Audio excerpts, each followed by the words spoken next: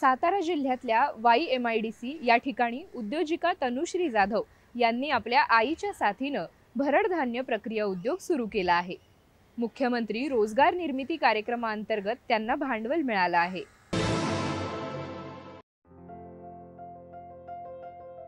केंद्र सरकारनं भरड धान्याचा प्रचार आणि वापर मोठ्या प्रमाणात होण्यासाठी अनेक पावलं उचलली आहेत।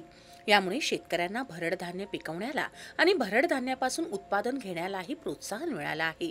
शेतकऱ्यांच्या शेतीतून उत्पादित झालेल्या भरड धान्यावर आधारित शेती मिलेट या नावानं सातारा जिल्ह्यातील YMIDC मध्ये उद्योजिका तनुश्री जाधव यांनी व्यवसाय सुरू केला।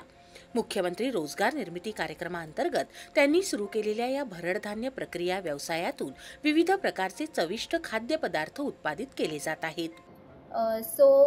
हे जे आपलं प्रोडक्शन होतं हे बऱ्यापैकी आपलं सगळं राजधान्यांपासून बनणारे प्रोडक्ट्स आहेत। मिलेट्सला बरंच 2023-2024 पासून खूप प्रोत्साहन भेटतोय आपल्या PM पासून की मिलेट्स खाल्ले पाहिजेत, चांगले असतात आणि प्लस आपल्यात ग्लुटेन नसल्यामुळे बऱ्याच सगळ्या अशा गोष्टी आहेत ते अवॉइड करू शकतो आपण, बरेच हेल्थ प्रॉब्लेम्स अवॉइड करू शकतो। म्हणून आम्ही हे प्रोडक्शन सुरू केलं। ह्यामध्ये आम्हाला CMEPGची खूप हेल्प झाली।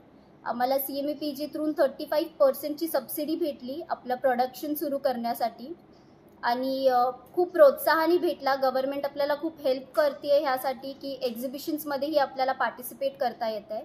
आम्ही हे पूर्ण प्रोडक्शन बनवतो आणि एक्झिबिशन्समध्ये सेल आउट करतो। 2011 पासून अशा प्रकारच्या उत्पादनांच्या विक्री क्षेत्रामध्ये काम करताना तनुश्री यांच्या आई सुरेखा जाधव यांनी अनेक महिला बचत गटांशी समन्वय राखत व्यवसायामध्ये वाढ केली आणि आता तनुश्री यांनी हा व्यवसाय आणखी विस्तारला आहे।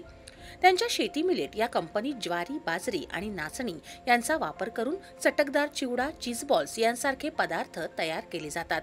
या चिवड्याला बाजारपेठेमध्ये मोठ्या प्रमाणात मागणी आहे। विशेष म्हणजे यासाठी शेतकऱ्यांकडून वर्षाला प्रत्येकी सुमारे 150 टन ज्वारी, बाजरी आणि नाचणी खरेदी केली जाते।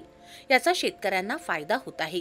शेतकऱ्यांच्या पिकावरती प्रक्रिया करून या मालाची विक्री महिला बचत गटांच्या माध्यमातून मोठ्या प्रमाणात केली जाते। तसंच शासनाच्या वतीनं आणि खासगी संस्थांच्या वतीनं होणाऱ्या प्रदर्शनांमध्ये या मालाची विक्री होते। मला CMAJPतून चांगलं माझ्या तनुश्रीच्या नावावर चांगलं लोन झालं आणि आमचा बिझनेस पण चांगला चाललाय। माझा उद्देश आहे की महिलांनी जास्त काहीतरी करावं। पापड लोणचं हा एक वेगळा भाग आहे आणि आम्ही मिलेट्सवर काम करतोय हा एक वेगळा भाग आहे। तर शेतकऱ्यांकडून आम्ही ज्वारी, बाजरी, नाचणी घेतोय, महिला ते पॅकिंग करतायत आणि परत महिलांनाच आम्ही ते विकायला देतोय। जसं बचत गटांच्या माध्यमांचे स्टॉल असतात, मग ते आमच्या ब्रँडमधून घेऊन त्यांच्या ब्रँडनी ते विकतात। एकूणच ग्रामीण भागातील शेतकऱ्यांच्या भरड धान्य उत्पादनाला बाजारपेठ उपलब्ध करून देत असतानाच जिल्ह्यातील महिला बचत गटांना आणि महिलांना देखील काम उपलब्ध करून देण्याचं काम नवउद्योजिका तनुश्री जाधव करत आहेत। दूरदर्शन बातम्यांसाठी श्रीनिवास डोंगरे, सातारा। याबरोबरच वास्तविकता यशाची या कार्यक्रम